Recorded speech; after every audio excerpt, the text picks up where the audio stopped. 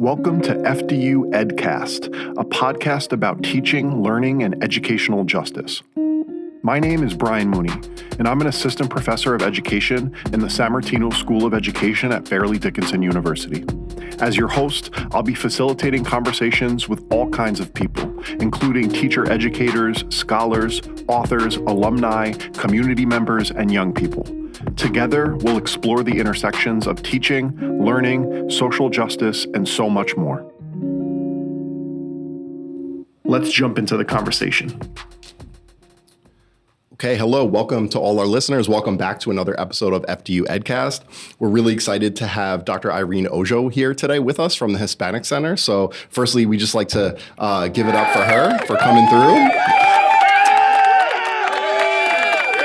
Yes, we have to always welcome our guests properly. We appreciate your time and to come talk about your work. So just for the listeners out there to learn a little more about Dr. Oujo and her work, Dr. Irene Oujo is the executive director of the Hispanic Center out of Becton College at Fairleigh Dickinson University. She's worked in the classroom for over 15 years, teaching composition, English as a second language, and public speaking to immigrant adult learners, and English composition and literature. Other courses like Fundamentals of Writing, Masterpieces of Literature, Leadership, Global Issues, and Cross-Cultural Perspectives to traditional age students in the Latino Promise and HACER programs. Additionally, Dr. Oujo is a faculty advisor for Avanza at FDU, a dual enrollment program for bilingual high school students. She earned her doctorate from Columbia University Teachers College, shout out to TC, and with a focus on English education. Also shout out to the English education program, particularly the ways in which the incorporation of digital literacies may impact Latino students in the college English classroom. So we're thrilled to have you here to learn about your work. And you've been at FDU for quite a long time, right? Yes, absolutely. I started at FDU in 2006, and I got a call and they said, "Can you teach composition?" I said, "Sure." And they said, "Can you teach composition in Dover at an offsite for Puerta?" I said, "Sure." And that's how it started. It's been a really great relationship, and I've gotten to do lots of really amazing things and truly, first and foremost, work with wonderful students. We have the Puerta program, which is for adult learners who have immigrated to the United States. Sometimes they've brought credits from their home countries, sometimes not. And so they really want to learn English and, make a life here. And oftentimes they're role models, not just for young people and their own families, but young people in their entire communities. And so it was really fulfilling to teach for them and has been really fulfilling to teach for them whenever I get the privilege and the opportunity.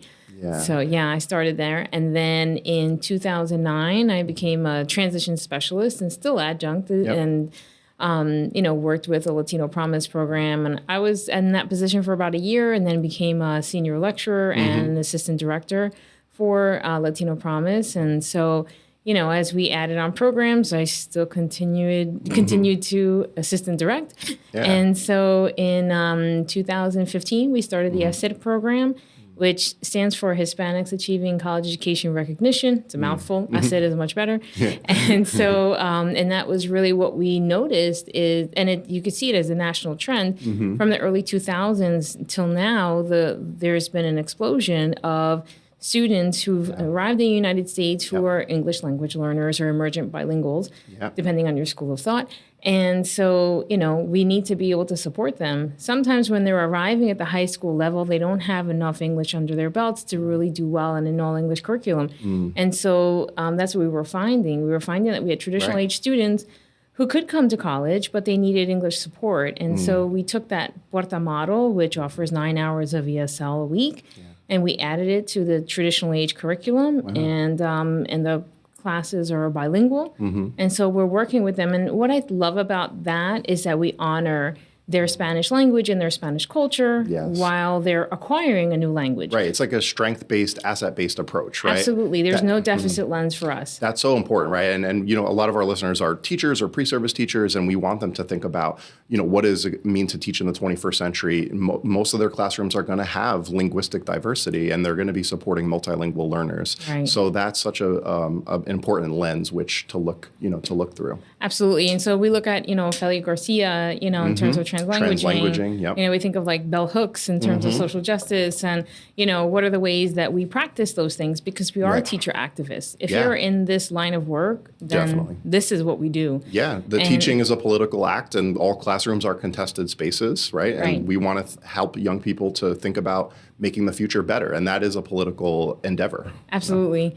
And so we really wanted to think about how do we serve our students the best way we know how. And I think one of the things I really love about like the HACER program, the Latino Promise program, the Puerta program, and it's really about bringing in, it's a holistic approach, and it's centering the student and who else within the student's life can support that student. And so we do a lot of things with families. Yeah. We do a lot of things with high school. We do a lot of things with people on our campus. If you just look at people on our campus, it's unbelievable. True. The amount of support that our students receive. Yeah. When there's an issue, it's like, you press a light and all of a sudden it's like ding, ding, ding. All these people are like, hey, let me jump in and help. Let me jump in and help. It's so in contrast to the myth that like sometimes some even teachers I've talked to believe like that parents aren't invested or they don't want to get involved in support. And my experience in public education, K-12 especially, has been like, the parents will go hard like when they feel a connection to the school or the the leaders in that school. Yeah, absolutely. And so we do, I know a lot of times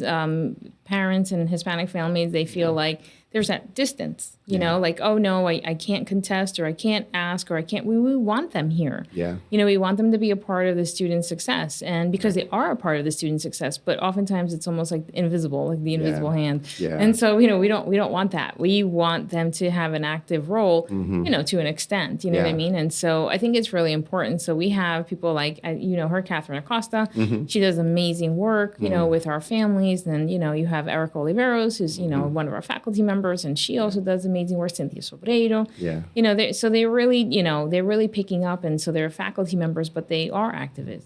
Yeah. In 2018, we responded to the call for dual enrollment opportunities for high school students who are in bilingual programs, and so that's where Avanza, stemmed from. Right. And so that's been, going really well, and since 2018, and we added a summer program, and so.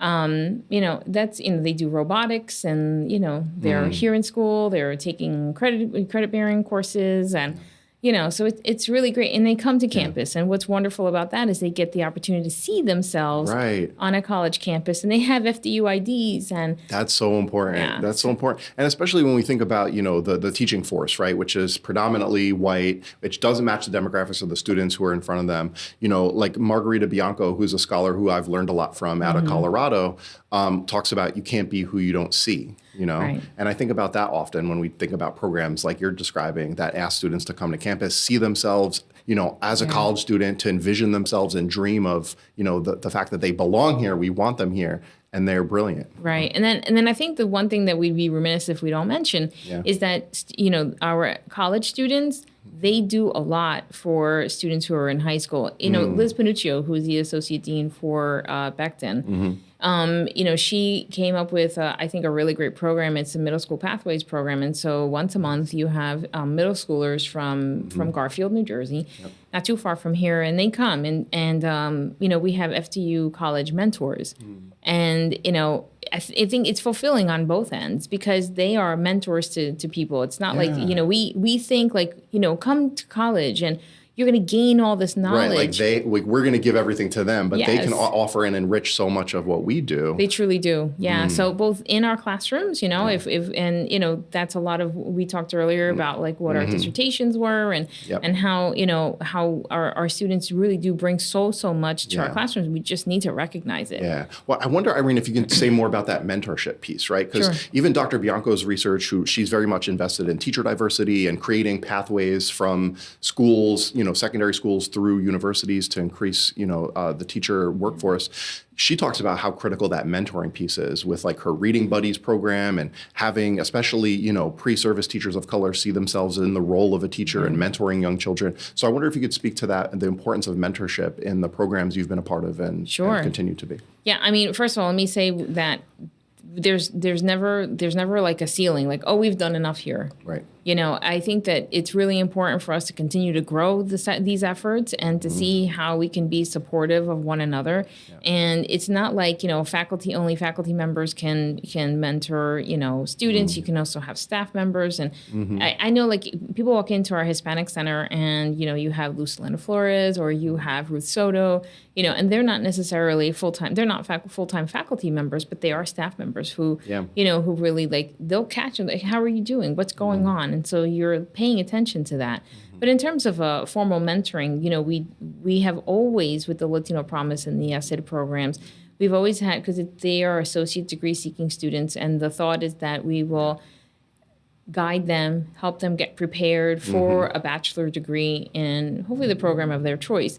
And so by the time they got to their second year, they're there, they're bilingual, they understand the process. They will go out to high schools and talk to students. They'll help us run our summer program that we have. So we have a free summer program for incoming Latino and Latino Promise and SID students. So that way they can, kind of get acclimated to the university, make friends, get through their, administrative college to-do list. Yeah. And so, it's important for them to know. Then they can hit them up on, I guess they do Snapchat nowadays. I don't know. What do they use anymore? I have no idea. GroupMe, WhatsApp, they got ways of communicating. X, formerly known as Twitter, whatever. I don't even know. Yeah. But they do something. They find ways to stay connected. They communicate. And I feel like the pandemic taught us a lot about like the new ways young people, especially as someone who studies digital storytelling and literacy, is like they found new ways to stay connected and share with each other about social issues. And it always is so compelling for me as an educator to think about the ways that they're so innovative in a lot of ways. It's hard to catch up, to stay up to date sometimes, though. Absolutely. And then you think about that and you're like, okay, well, how are you communicating and how are you learning? Because learning takes place all the time. You don't have to be in a classroom with a desk and a whiteboard or a screen or whatever. And it's happening all the time. Definitely. And so all we have to do is pay attention. So if we think about that mentor-mentee piece, it can really take shape in lots of different ways. And I also think not everyone has that one go-to person who can answer every single question you could possibly have. And not just that, but it's oftentimes reciprocal. Yeah. And so, we want to look toward definitely, I think one of the major goals of the Hispanic Center is to create clear and academic pathways, academic and career pathways for our students. Yep. And that can mean, if someone wants to be a teacher, maybe you mentor them, if they are looking to do, something else, or if they want to be an administrator, or whatever it might be, that faculty student mentorship relationship is there, but then there might be lots of others, that we don't even think about. There might be that one who says, I'm really interested in hip hop. And if you don't know much about hip hop, like I don't really know that much about hip hop either. Right. You know what I mean? So we might find someone else to supplement that, but it's about that. It's about creating that network. Yeah. I know we do that in our Latino Promise and I said second year leadership courses. It's really about networking and getting your LinkedIn up to date, which I need a lesson. Same. And really just, getting out there and expanding, It sounds like from this, what I know about the Hispanic Center and the work that you all have done, it also sounds like there's such an ethos of care and compassion in everything that you do. And I'm constantly talking about that with the students who are preparing to be teachers, like reading bell hooks, Gloria Anzaldúa. Yes. So I wondered if you could also talk about the programmatic work that you've done to support students in the Hispanic Center too, with that sort of, radical love and care and community. Yeah. So this Thursday, April 25th, and if anyone wants to stop by between 3 and 5 p.m.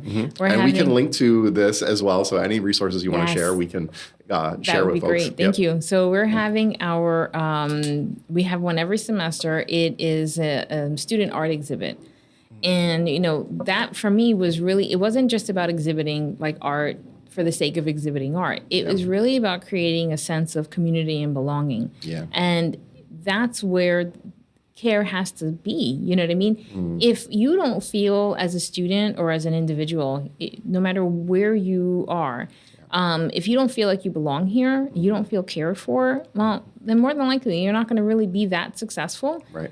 and you're not going to want to stay. Yeah. And it's really important for us to think about our students and think like, how can I help you and guide you, get you to where you want to be? Not because I want to change you, right, but I want to help you get, realize what your dreams are. It's almost a way of also reframing the whole conversation about like recruitment and retention, right? It's like what really makes someone want to come and belong, right, and be part of a community, right?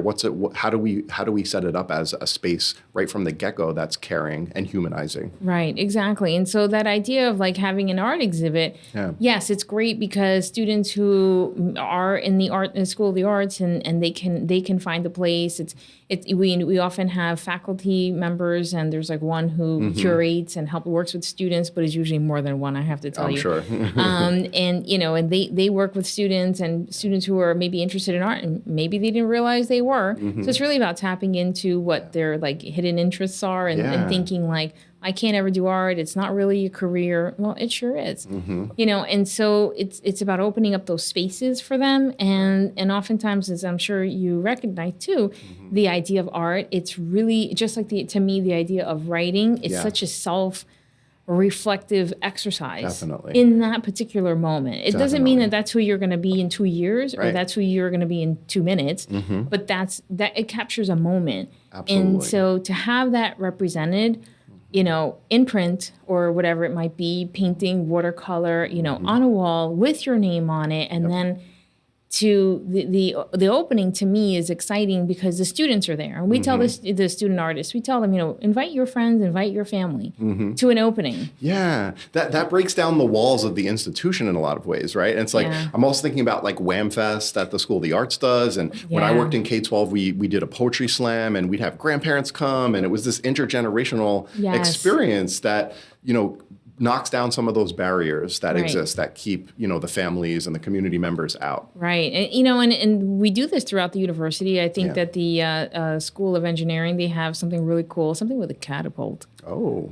I got to check that out. Yeah, that's like a good marketing thing. Like, come check out the catapult. Yes. But this is the type of programming, right, that like when young people see and they're like, I want to be part of that. How do I get involved? Or and so I even think in the School of Education, for students aspiring to be teachers, like, how do we make this look attractive, in an honest way? Like, what does this career offer you, and how can we celebrate the brilliance and the joy, that comes from teaching and working with young people? The joy and the fulfillment. I think, and that's really, like, I love being in the classroom. I get into the classroom and I am just zen. Me too. It's just an amazing place to be. And like, I love when the students are like relaxed and, you're in, it's where there would normally be really tense, especially with writing. Oftentimes it is a great source of stress for students. I'm like, well, what's the worst that can happen? I said, you fail. And they're like, what? Like, I'm kidding. You're not going to fail. But, let's get over that fear and then just risk it all. And so and be yourself. Like, I want to hear you. I want to hear your voice. Like, when I read, I can hear you speaking. But it's a shame, right? Because schooling has taught historically that certain voices don't matter, and we've silenced, a lot of students and their experiences. So for them to come to the university with some of these ideas internalized, it's a lot of undoing in some ways. It is. And so, when we talk about like, as an English teacher, or, someone who teaches comp or has taught comp, like, oh, you can't start a sentence with and don't use I. And it's like, I'm like, where did you hear that? Yeah, most of those are myths. Like, if you look, most professional writers break those rules all the time, right? Yeah, so that's why it's so important to actually show them professional work. And then, for students who are Spanish speakers, emergent bilinguals, that's really hard for them because you're adding all these rules. And so that's really where I got interested in digital storytelling. Because it was a way to break down or deprivilege at least the writing, with certain modes of communication. Exactly. And so bringing in anything they wanted. And so they could, and I've had students like write music. I've had students do art. I've had students do cartooning. It's different ways of composing, right? I think in the 21st century especially, we can rethink what it means to compose, right? It's not just the written word. Of course, we want to help students gain a command of the written word and traditional literacy, but there's so many tools available to us with technologies, literacies, and media that, it would be foolish to overlook those. Absolutely. And then from a faculty perspective, it's interesting. I think of communities of practice and where, you're the authority in the room. Well, let me tell you, oftentimes I wasn't. Oftentimes I'm not, and so I'm there to guide and certainly to teach what I know and what I understand. And we're constantly learning. Like every time there's an art exhibit and the students are like, and they're so nervous, right. And they're talking about their work and it's like, well, why did you do that? And why did you use those colors? And what inspired you? And you're like, wow, I hadn't even thought about that. Yep. All of a sudden what they're saying, similar to digital storytelling, similar to any time we put the spotlight on a student and student work. And I think that's something that FDU does incredibly, incredibly well. And I think a lot of people miss that this is actually the art of teaching. Take the spotlight off yourself as the authority in the room and put it on the students. Yep. And that's really an asset-based approach. Right, and you can really see. And it's untrue that requires a lot of structures in place and a certain pedagogy and framing, right? It's not just go do whatever and I'm taking a passive role as the educator. But it's like the flipped classroom, right? Yep. Of students teaching each other. And I think that's really beautiful. I saw that in the work I've done with hip hop and spoken word in schools was like, you do know a lot about hip hop. I do know a lot about hip hop. I know. Yeah, I know. Well, we just did that. Well, also the beautiful programming that FDU did for the 50th anniversary of hip hop, the library, the folks at the library.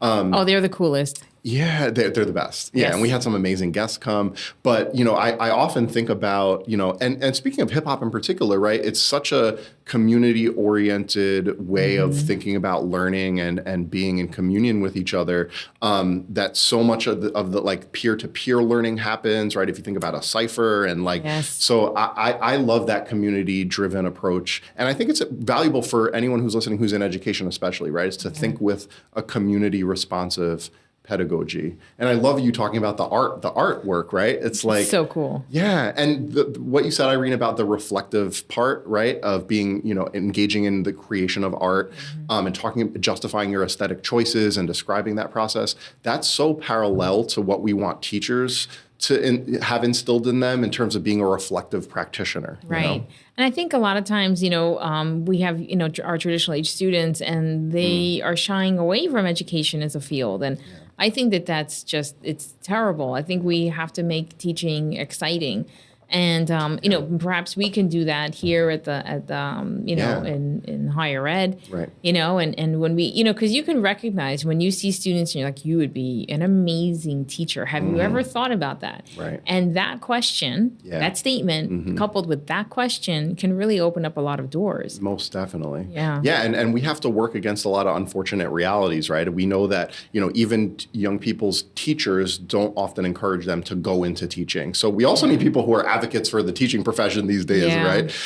But you mentioned like certain barriers. And if we could think about, especially like Latinx students in particular, like maybe there are some who are interested in education. Maybe they have a mentor that was really inspiring for them in high school, or they have a family member who's encouraging them to think about it. What barriers have you seen that prevent them from pursuing that career, getting certified, and then what successes have you also seen? Sure. So in terms of barriers, I think for sure our students will come in and they come in with the similar type of, this is what I want to do. This is what I want to pursue. Yep. And it's, oftentimes they are first generation students. And I'm so excited. FDU has a new program for first gen scholars. Oh, excellent. Awesome. Yep. But, they're first gen students. And so they don't necessarily oftentimes have role models for professional success and what that can look like in the U.S. You know what I mean?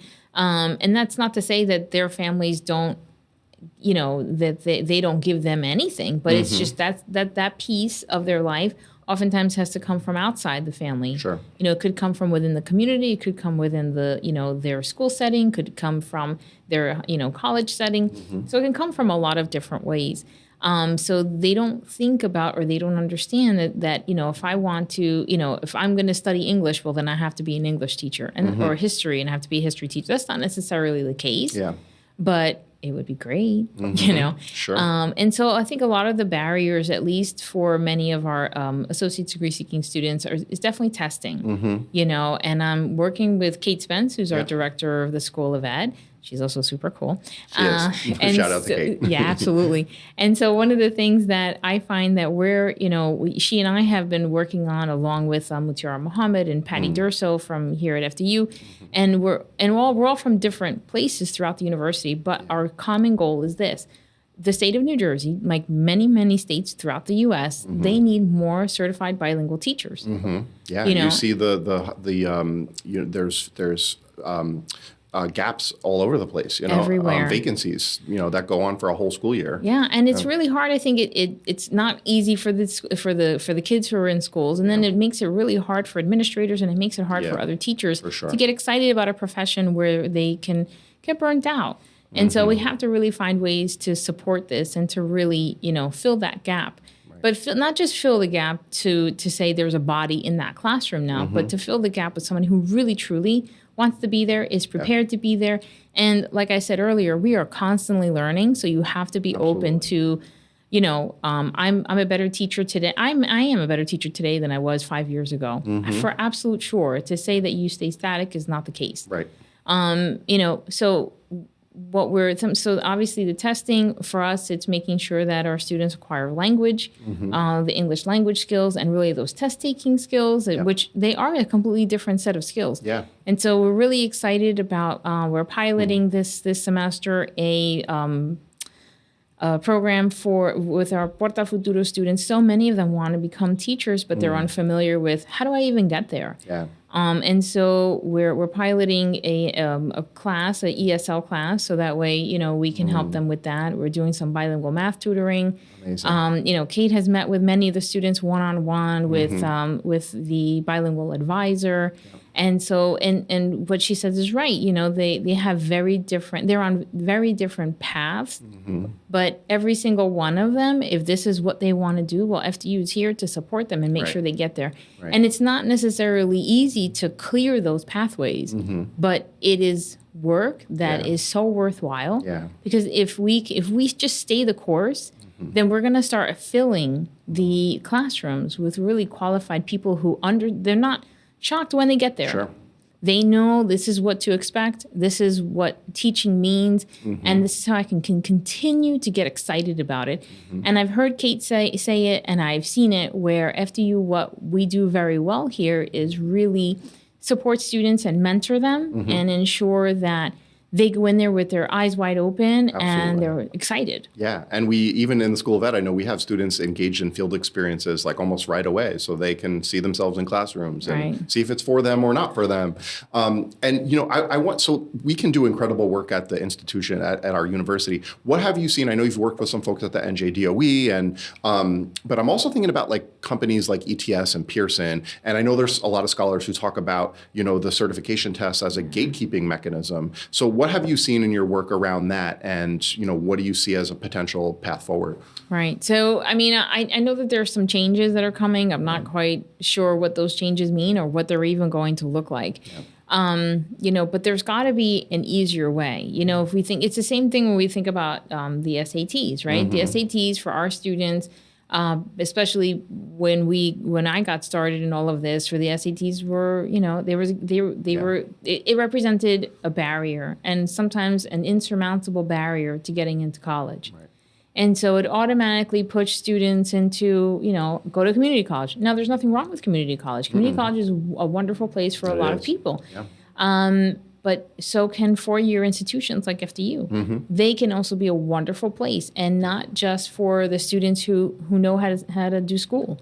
They know how to write, they know how to read, they know how to interpret, they can participate in classrooms, and they can do it all in English. And so, when we're thinking about how can we do better? I think that's a real problem, and especially when we're talking about how can we get good teachers into classrooms? But we also want to make sure that they're qualified. Absolutely. And so there's got to be, rather than taking a test, there's got to be something else that we can do. I've said this, and Kate has said it, we talk about grow your own, right? So many of the districts, they love working in their schools. Yeah. But they're not necessarily working as teachers, or maybe they're not certified, or maybe they're not, we have the new bilingual paraprofessional certification, and, let's help them. Let's support them through that process. and not just say, hey, do that on your own. And I'm not saying every school says, hey, go do that on your own. But I mean, I think if we partner and we Be collaborate. more strategic. Yeah. Yeah, absolutely. And I know like with testing in particular, like, you know, we know that a test can't, or traditional testing doesn't capture the full brilliance of many of the young folks, whether we're talking about state tests in high schools and, you know, middle and elementary schools, or we're talking about licensure exams. It's a narrow lens which you look through. Right. You know? And I think about also, you know, especially even now when we go into Latino Promise, and sometimes, you know, and I said, and sometimes there are students whose GPAs are not super high at the high school, you know, at the high school level when they're graduating, and that could be for so many reasons. So we interview every single applicant. Yeah. You know, and we ask them, and we can talk to their guidance counselors and that kind of thing, and. You know, and that's really important. Yeah. It's important for us to be able to then get a clear picture of the student, to say, you know what, you know, let's give this kid a chance, you know, and I want to say that to a lot of schools, like, give this person a chance.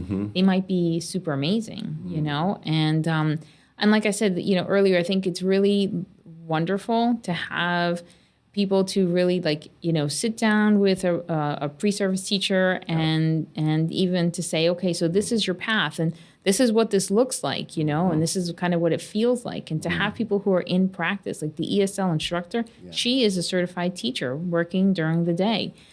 So she's there, she knows, you know, and to have a lot more of that, I think, is so important, because if you don't, then, you know, you're just throwing them out there, and you're, you know, throwing them into the deep end. It sounds like part of that compassion piece we talked about earlier comes back around, right? It's like, to really be caring and supportive, you also have to be honest to say, look, this is what the path requires. We know some of these structures are unjust, but we have to navigate through it until maybe we can make more systemic changes, whether it's with, you know, licensure testing or whatnot. Right, exactly. And like I said, I've heard that there are certainly changes. I don't know, you know, what that's going to look like. It hasn't really been regulated yet. And so we just have to continue on the path that we're on for now. And so that way we can, you know, until we have to pivot, and then we have to pivot, and then that's what we'll do, you know. And I think it's about really, especially as an institution of higher learning, you have to be able to read the market. Like, what does the market need right now? The market needs bilingual teachers. Oh, yeah. Yeah, you can look at districts who are, you know, have hiring bonuses and, you know, starting salaries that are high, you know, and that's got to be part of the messaging too, to say, you know, because that's one of the myths we're up against, is it's hard to make a living as a teacher. And certainly we need to pay teachers more across the board. Yes. But there are ways to have a sustainable, good quality of life. And I hope that we can be more transparent with, you know, people thinking about the career in the future. Absolutely, yeah. So that, you know, so you hear, I mean, are there people who go out above and beyond to supplement their income? Yes, absolutely. But does everybody? I don't think so. No. You know, and so it also depends on the situation that the person is in. So I think all of those things are things that we really need to make clear, and that's where that mentoring piece, you know, again, that's gotta be there. And I know this is something that the School of Ed really does incredibly well. Yeah. You know, we try to do that in the Hispanic Center in terms of, because we have students who are interested in absolutely everything, you know, even though they come in with the same, like, I want to do X, Y, and Z. And I'm like, here we go again, right? You know, and so we try to, like, we had last fall, and we'll do it again, a Discover Your Major Day. And so part of it is that we actually, like, push them. We say, you have to, you know, I know you're interested in, say, engineering, and that's amazing. Right. But you have to go talk to the School of Ed, you have to talk to bio, you have to talk to psych, and you have to talk to whomever, you know, and I think that's really important as well, because, you know, if you don't, that you don't know, like, I think I want to do this. And then sounds like you don't know what you don't know. You have, and that's one of the beauties of you know, being on a university campus, right, is to be able to be exposed to people with other passions and interests and expertise.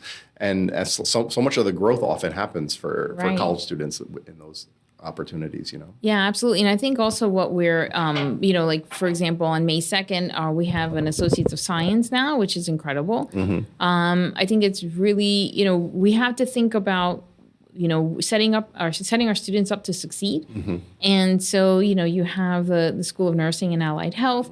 And so, you know, students who have expressed an interest, we're going to do a field day for them. Now, you know, or field trip. not a field day. Field day was last week.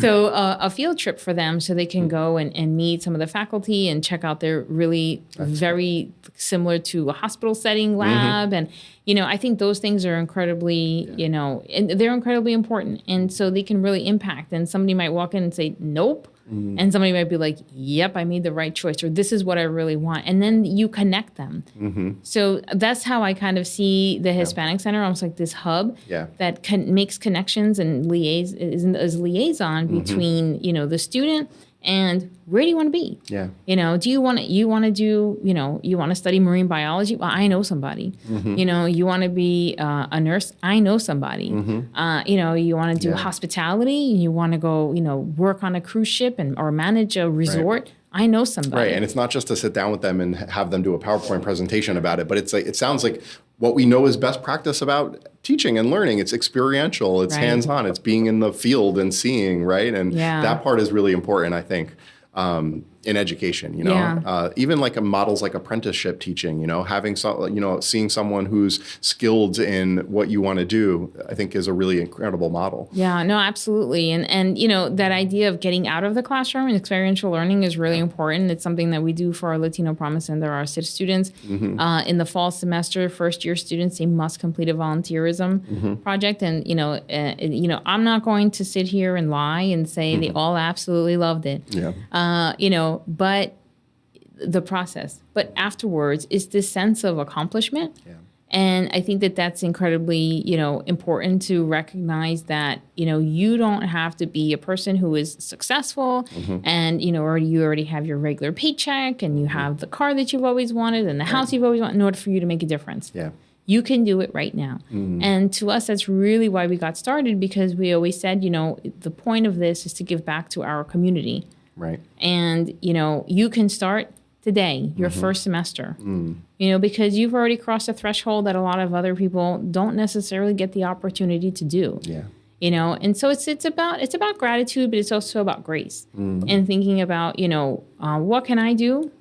And to know I have a lot more to learn. And so it's wonderful because they're making also connections with other nonprofits, and you just never know where their lives are going to take them, and to open them up to these opportunities is really just incredibly amazing. Absolutely. I want to ask you two more questions, Irene, and you're so gracious with your time. We really appreciate having you up. That was my pleasure. So I think I couldn't help myself. I have to ask you about your dissertation research on digital storytelling. I think there's so many connections to what we've been talking about. And then I want to close out with just asking you to, what would your message be to other institutions, schools, universities who are maybe thinking about, starting programming similar to what we have in the Hispanic Center, whether it's grow your own initiatives, where would you guide them to get started or to continue the work that they're doing? So on the digital storytelling piece, and full transparency, Irene and I graduated from the same doctoral program at Teachers College, probably had a lot of the same mentors, but unfortunately didn't cross paths until graduation night, which was awesome because I was just starting my journey at FDU. So great to know a fellow TC alum is here.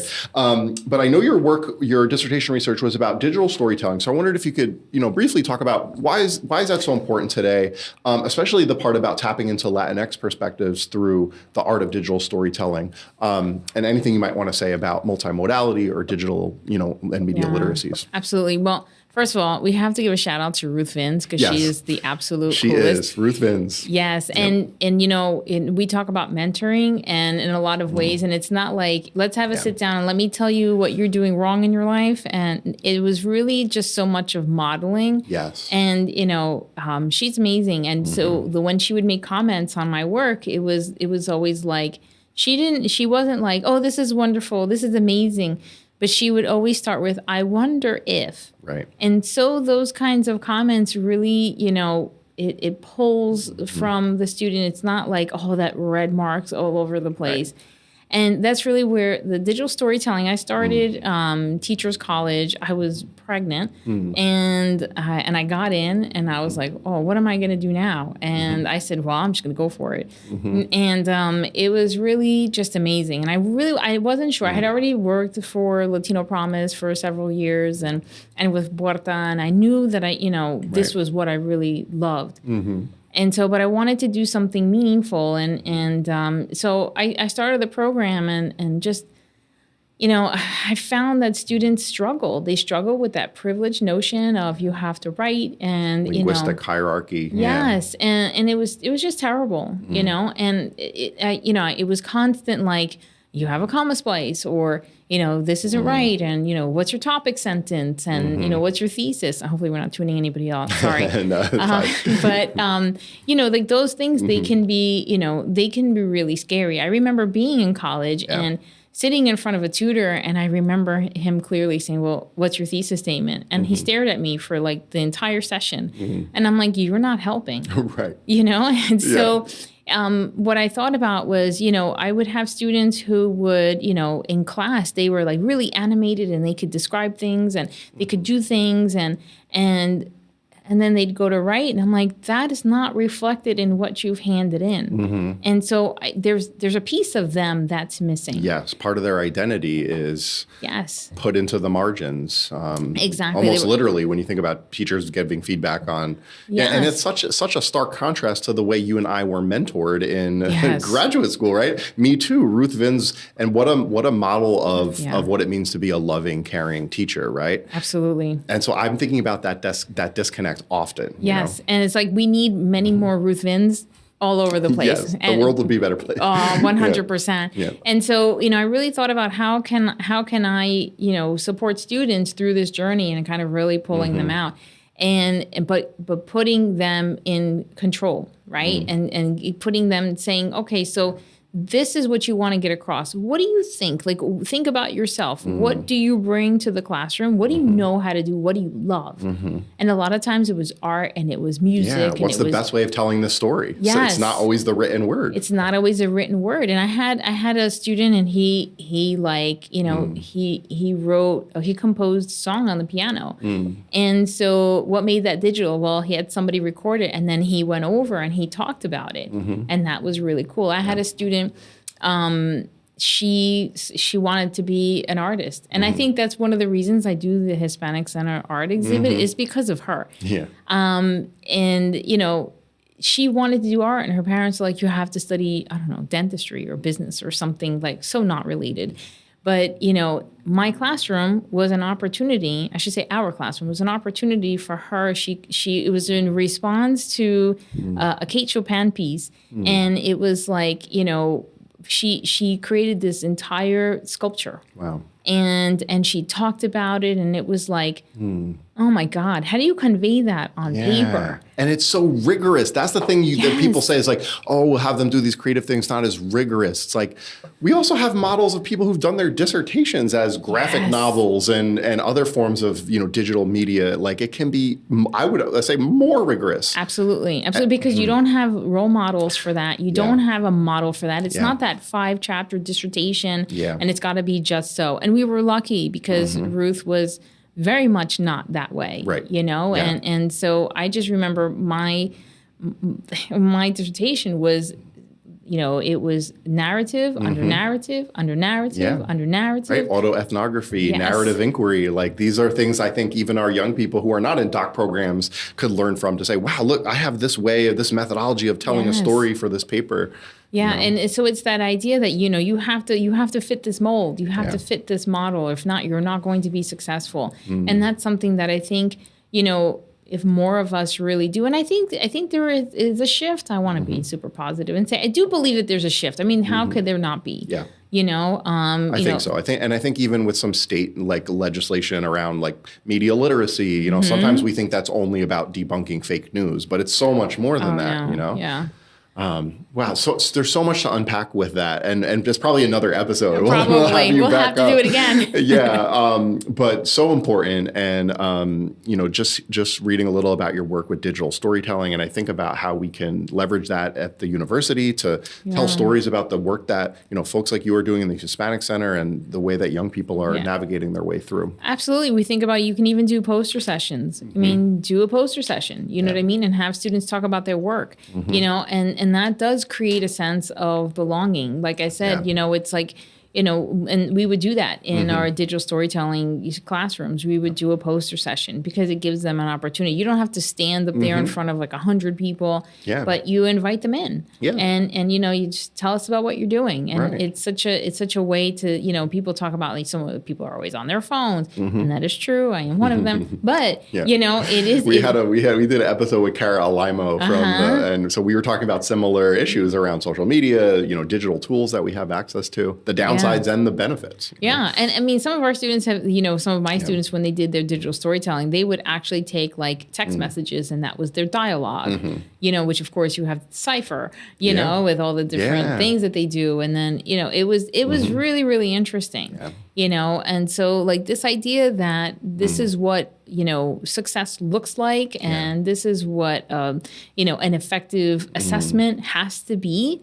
So that's why when we go back to what keeps people from, becoming teachers, we want, maybe there needs to be a shift there as well. That's such a great point. We've got to highlight those alternative forms of research and storytelling. I think about even Jamila Lyiscott, who also graduated from our doc program. She's so cool. Right? She says, I have 3 ways of speaking English. And she wrote her dissertation mixing dialects and her languages. So when we talked about translanguaging before, I'm also thinking about like the spectrum and the fluid ways young people are moving between languages and dialects and ways of communicating. Well, even Ofelia Garcia, when she talks about there's, you have all these different languages, now you have to add multimodality to that. That's right. And how do you manage that? Well, you don't manage it. You actually jump in and see, and see what happens, and you assess where you can, and if the student comes out and says, I've learned X, Y, and Z, and I did it this way and this way and this way, you actually make them much more conscious. And that's one of the things that the accidental like things that I learned out of the dissertation was, I was trying to, gather evidence and get them to journal. What I found out is when I was asking them questions along the way, you're actually making them much more cognizant of what they're learning journey is like. Yeah. It's like the metacognitive piece of like thinking about your own thinking and the decisions and the choices that you're making. Exactly. And so that's something that, maybe we should do that a little bit more often, those conversations. And I always... Well, maybe you and I can team up and teach a class on multimodality or something. That would be cool, right? That would be amazing. We'd have to pull in Lynn Reed too, our director of writing. Yeah, absolutely. Amazing. And like, that's the thing that we do often, right? I think here at the university is that we're pulling in different people, who maybe we wouldn't really interact. But then all of a sudden we're like, hey, listen, I know this person. I think we should pull them in. They'd be a great member of our team, and this is what we're doing. And that's so much of how I think about education and teaching. It's cross-disciplinary, multi-modal, and it's great that we have access to all people who are so passionate. No, absolutely. And, and I do say that, like, I have seen time and time and time again here at the university over the years, and even just in the past year, where a student is in trouble and you make one call and, all of a sudden there's like a chain of emails that has 20 people on it. I can help. Send them to me. I can do this. And so, and we do this, and it's not like we're telling the student, go talk to this person, go talk to that person. There's none, we try to minimize that as much as possible. And so that's the idea too behind, if we can take that idea, right, and we can apply that to people who want to be teachers, right? And so, Brian, you and I can talk, and we can talk to Kate, we can talk to Mutiara, we can talk to Patty, we can talk to different people in the university. We got work to do. Let's go. It's and we exciting, can say, though, right? hey, listen, this is what we think are barriers for our students. What do you think is the best way? Let's clear that pathway. And if we can do that, and it's going to change, right? So because things are always changing. That's right. If we can clear that pathway for them, and we can say, okay, so let's try this and see how it goes. And asking them, right, students, how are you? What are the barriers you're experiencing? What do you think are possible solutions? Giving them a voice at the table is absolutely huge. Because we don't speak for them. It's really about listening to them. I never want to speak for a student, I can guide you, but I want to hear from you. Right. And we can use our institutional privilege and power to amplify their voices and perspectives. Absolutely. And that's really powerful. Amazing. I do want to just say, is there any final message or words of encouragement you'd want to share with, other, schools, universities, programs who are thinking about doing similar work or continuing the work that you've been able to do in the Hispanic Center?